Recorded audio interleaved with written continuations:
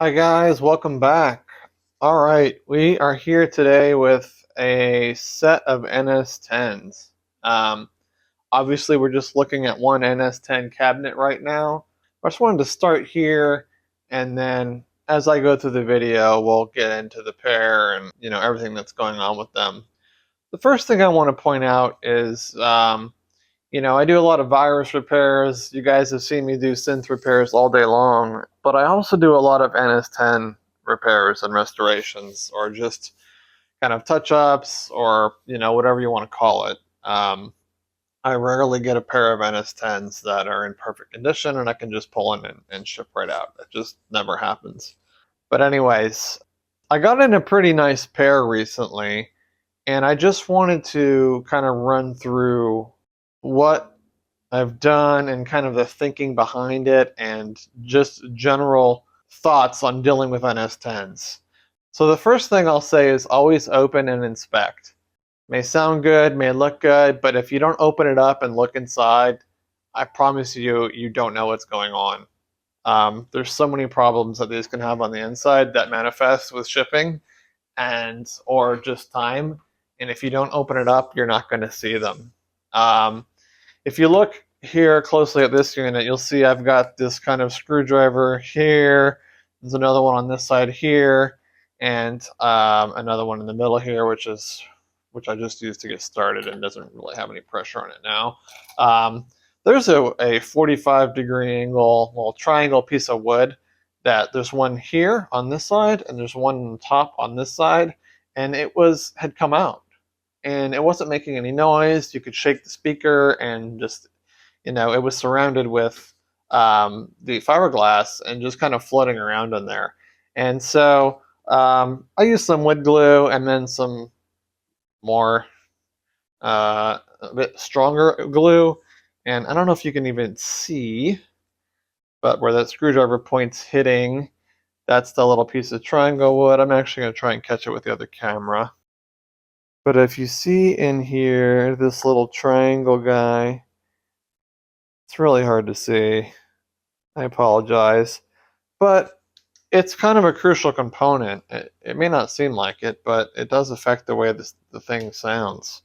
Um, and if it was just missing or floating around in there, then that speaker would sound different than it was intended. Um, because that definitely affects how the sound waves bounce around inside the cabinet. And it's probably put in there. I don't think it's really put in there for support. I think it's put in there to kind of manage the way the sound bounces around. Because if you've ever gone into a square room and clapped your hands, um, you'll know what I'm talking about. You hear a huge tail. Well, the same thing can happen on a smaller scale. So I don't know. I might be wrong about that, but at any rate, that's how Yamaha made it. That's how I'm going to deliver it, right? I'm not going to not fix it. So kind of just to continue talking a little bit about other things that we've done, and I'll show some photos at the end of the video. These things are in amazing condition. The cabinets were near mint.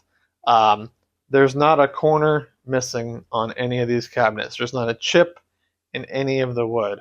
That never happens. There's almost always a corner smashed, at least. Almost always at least, well, there is always at least one corner smashed and one chip and I mean, these things are so old that, they're always banged up. This pair wasn't. These are from the original owner. Um, and dude just took care of them, you know? He just, one of the few guys that didn't, I don't know, put a dent in the dust caps or smoke a million cigarettes around them or leave them in the sunlight or, you know, let mold grow all over them. I mean, I've seen NS10s that look like they came from the swamp. So these things are just in great shape. So kudos to this guy. Yeah, these cabinets just look fantastic. And the other one's the same. It looks fantastic. So yeah, restained, polycoated, and waxed. And they look fantastic. Nice and smooth. They feel great. Now that I've wiped the wax off, it's not sticky. I got to give it another few goes.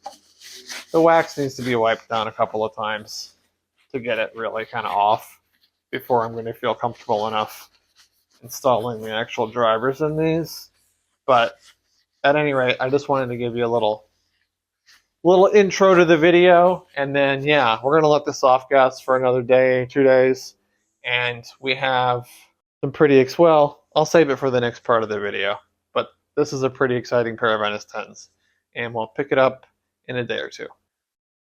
All right, guys, we're back with our NS-10s here, and I wanted to just kind of continue the conversation. There's other things that are worth pointing out when dealing with NS-10s. Which I deal with a lot of NS-10s.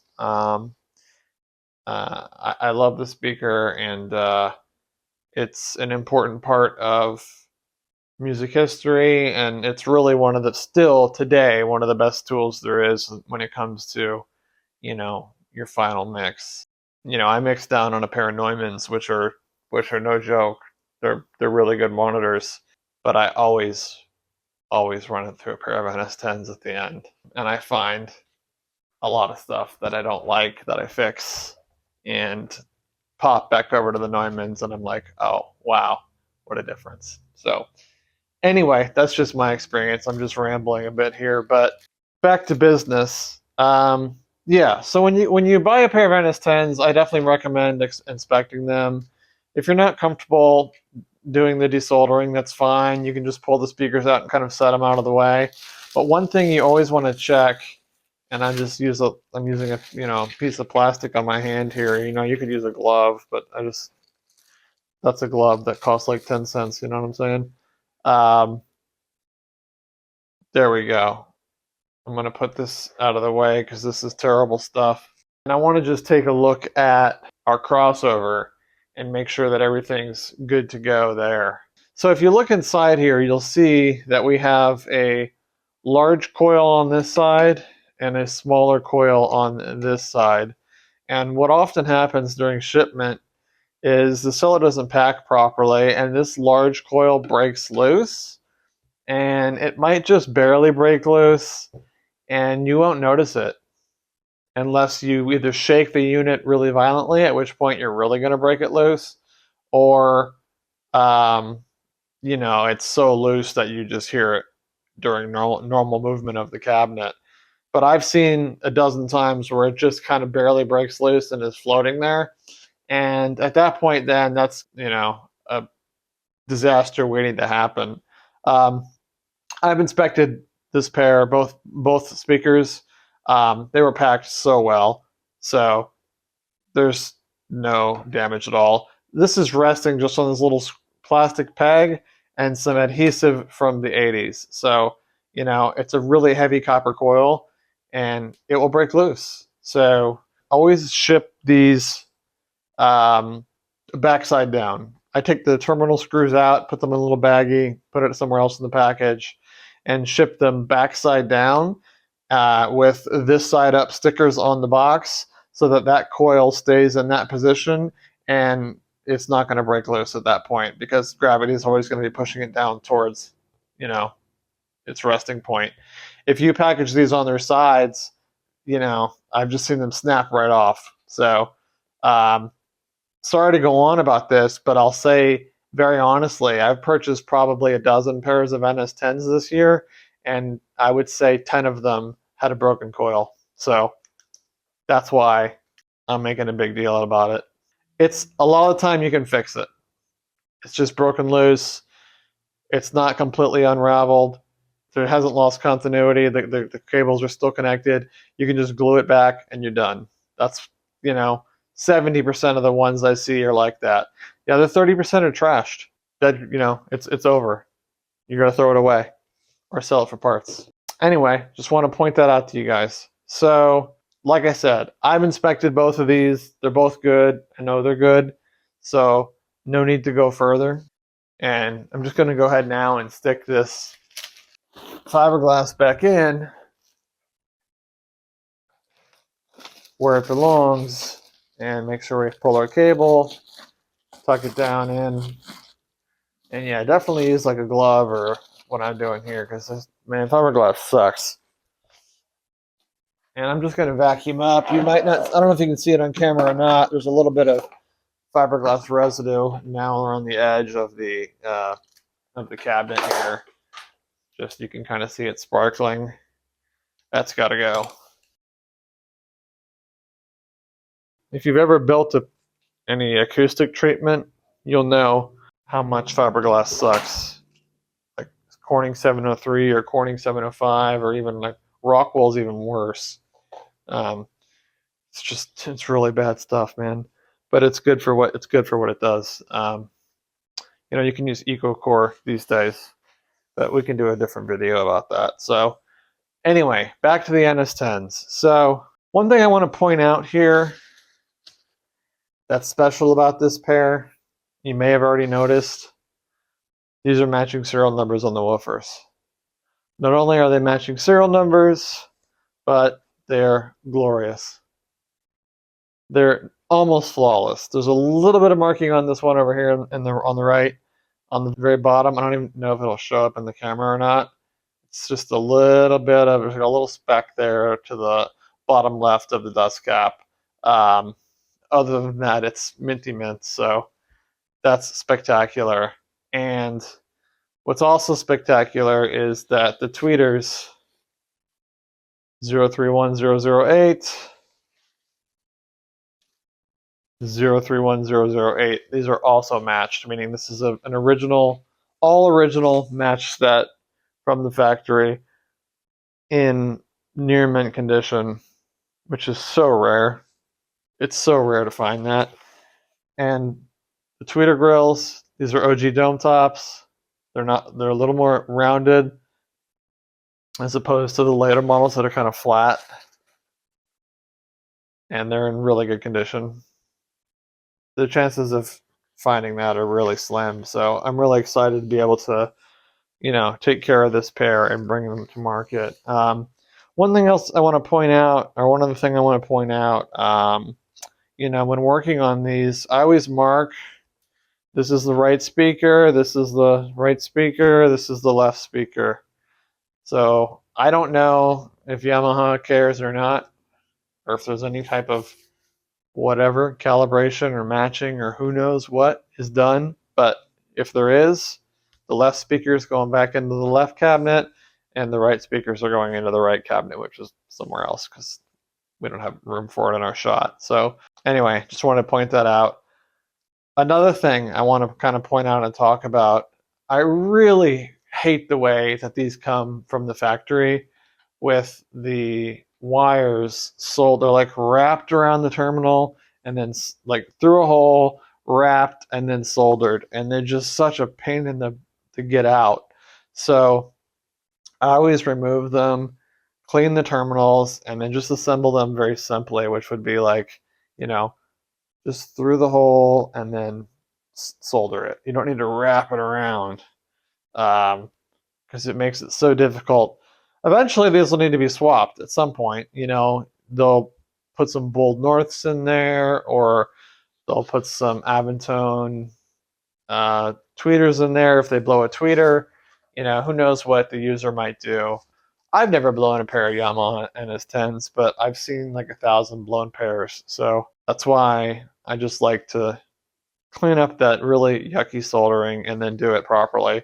And in doing that, I put the tape here because solder can drip. There's so much on there from the factory, and when you're trying to clean it up, even if you're wicking it away, it doesn't matter what you do. When you pull that wire out, a lot of the time you get a big blob of solder, and you don't want it to fall onto your woofer. It'll either burn it and leave a mark, or it'll just be stuck there, and you got to peel it off and hope it doesn't take any paper with it. I mean, who knows? I can't imagine it turning out well. So that's why I put this tape here, so that I won't damage the inside of the woofer. And it's also good for when I'm when I'm going to put them back together, you don't want to damage them either. So what else? Kind of bouncing around here, but I just want to kind of cover everything. I've never done a video on NS-10s. It's always synths. So, but yeah, like I said earlier in the video, I work on a lot of NS-10s too. And I'm trying to make it more of a mainstay of the business. So one kind of other thing I want to show you. Tweeter gaskets. So these are generally on the bottom of the tweeter, but they really don't stay in place very well. And almost every time I see a pair that's been taken apart and re-put back together, this is all, you know, jacked up. You know, it's got folds in it. It's not proper. They missed a corner. It's twisted. It's never laying flat perfect like this. So what I always do is take it out and just glue it down. It's not a lot of glue. I mean, you can pull it off if you wanted to, but just enough little glue to hold it in place. So when I mount my tweeter, which is kind of the tweeter has to kind of like go in and then kind of like this, because it's these little two little notches here, and they'll have the terminals and the wires will be like this, and you just kind of drop it in, and so it's a little tricky to get the tweeter in sometimes. So now on both pairs, the gaskets are seated and seated properly. And it's a very important thing to have the gasket, because otherwise the speaker's not going to sound like it's supposed to. The woofer has a gasket on the actual speaker itself, so it's good to go. Yeah, no, that's it as far as what I wanted to talk about. I want to. Well, I'm going to go ahead and put them back together now. And so I guess we can just video that, and I'll do a time lapse on that so you guys can check it out.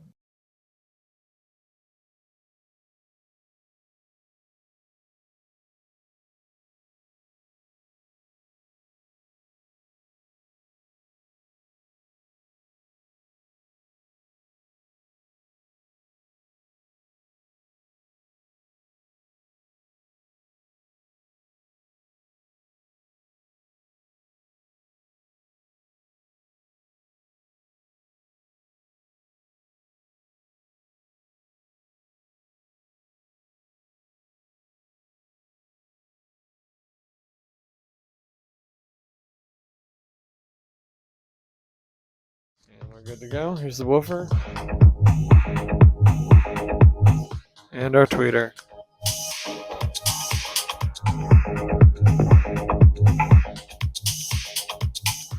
So, that's our woofer and our tweeter.